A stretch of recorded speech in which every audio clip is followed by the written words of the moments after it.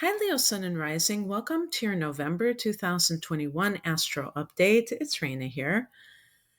So, I just got a new laptop and I wanted to test out the ability to record straight from it because I usually use my phone. I just played back a little piece and it sounds like it's okay. Maybe a little bit echoey because I'm not using a plug in mic, which would probably be a little bit better. But in any case, if you notice any hiccups, any garbled speech, please let me know. Otherwise, I don't need to know.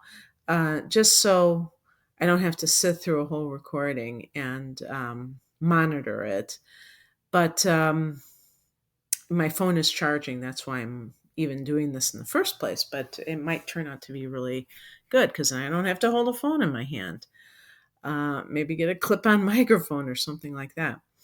But anyway, so November is going to see some transits in the sign of Scorpio. The sun is in Scorpio as the month begins, and Scorpio is a fixed sign like you. And so it forms a square to you, which is an angular house. So the first, fourth, seventh, and 10th houses are angular houses, and they represent um, the signs of one modality, in this case, the fixed modality for you. And these are supposed to be areas in life where there is a lot of happenings. And so for you, because the fixed sign is coming after you, and you're the first house, that would be the fourth house of home and family. And so you might see some developments here. Maybe some Leo people are in the process of moving, at the very least, looking for properties, um, or buy, or maybe selling, or doing both. And we have a new moon in this area on the 4th of the month at 12 degrees of Scorpio. So, just to let you know, later in the month, we're going to have the first in the series of eclipses with the signs of Taurus. And then 2022, its opposite sign, Scorpio, is going to be part of this. So, the the reason this is significant is that it's going to be affecting your domestic area of the fourth house, as well as the 10th house of career. So we get a preview of the 10th house eclipse, which will affect the fourth house because it's going to form an opposition. I'll get to that in a minute. I just wanted to point out that this area of home and family is going to be triggered in the next year and a half. So it's an important area for you. On the 5th, Venus goes from Sagittarius to Capricorn. And this means that, if you have been doing some fun stuff, enjoying romance with Venus in the 5th house, maybe artistic projects, you're bringing this what I would call social, easy, with Venus, pleasurable energy into the area of your workspace. So this can have, various effects depending on what type of lifestyle you lead. If you work in an office, you may feel the urge to spruce it up, or maybe they're going to do it for you. They said that they're going to renovate your office. I mean, when I say renovate, I mean more like repaint it or something like that, or give you new furniture. Your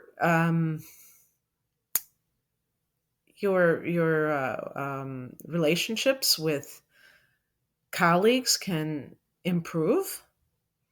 I'm sorry, I'm a little bit spaced because I just woke up, so I'm kickstarting my brain. I'm bitch slapping my brain into action.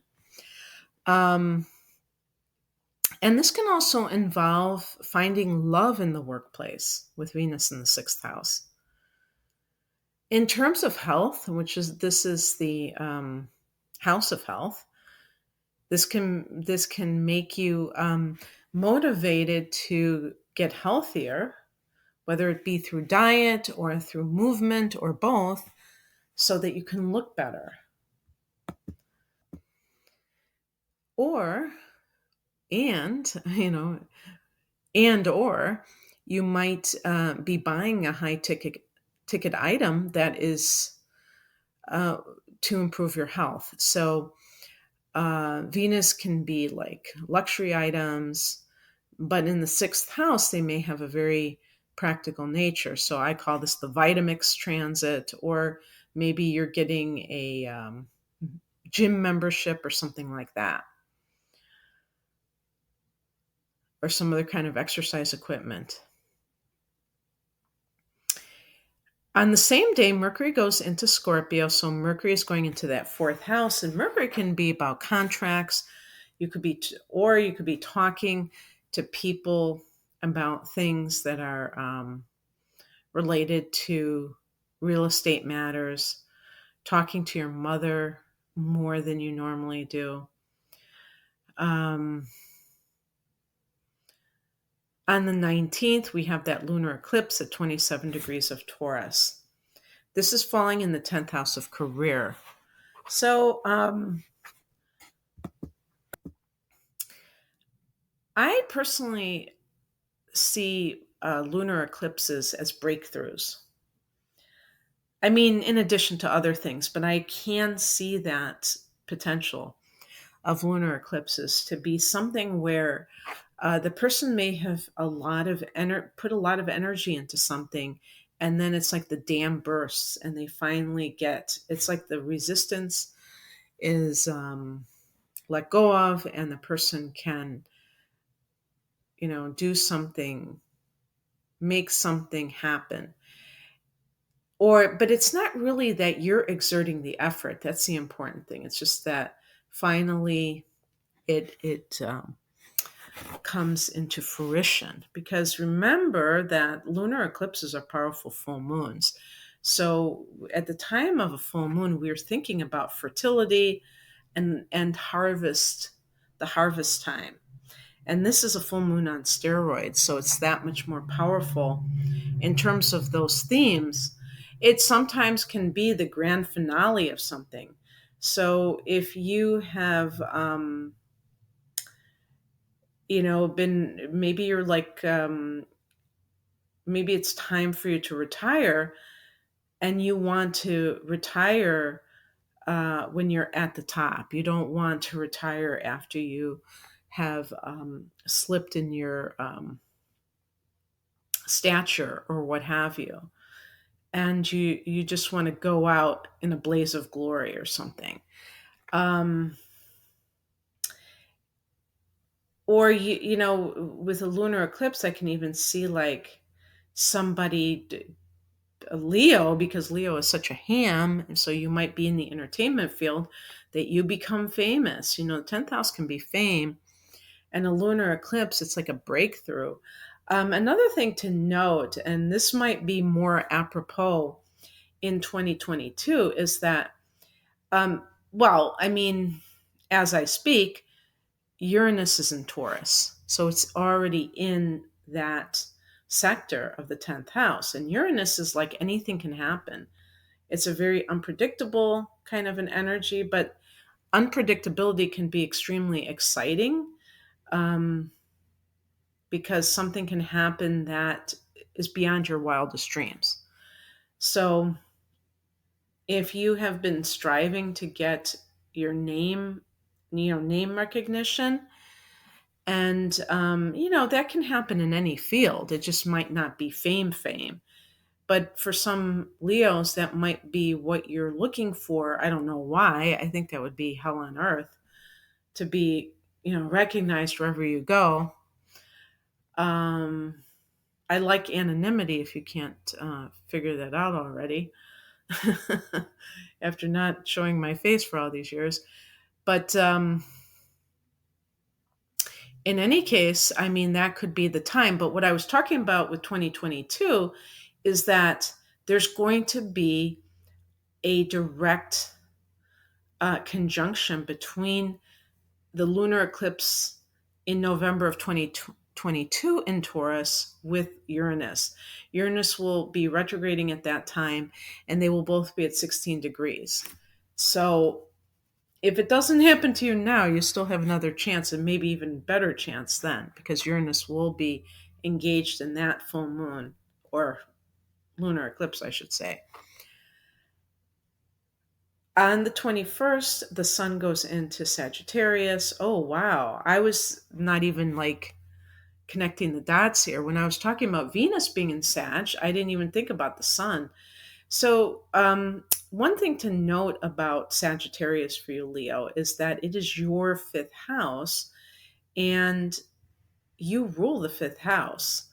So, when you have planets in Sag and they're in that fifth house, it's kind of like a sub influence of Leo. So it makes it that much sweeter and more, because it's more familiar, it's more what you're about. So it's almost like a solar return in a sense when the sun goes into that fifth house.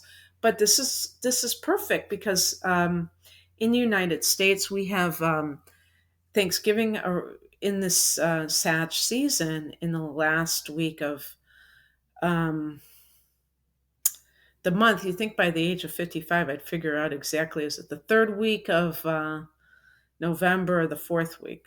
Something along that. I'm talking about Thursday, either the third or the fourth Thursday in November. And it coincides with Sagittarius season, but it also kicks off the holiday season. And so you have the sun here, Mercury comes here on the 24th, and it's just like this place of pleasure, of entertainment. So with Mercury, it could be of the cerebral variety, like going to a theater, which you probably adore, or a concert, or something, a poetry reading, who knows. It could be good for people who are writers with Mercury in the fifth in terms of their creativity being sparked. You could be talking to a love interest. The fifth house is love. So, yeah, just being very creative like you like to be. So, that's what I have for you, Leo. Sounds like a great month. I hope that this resonated. If you would like a private reading, the link is below. Take care. Bye.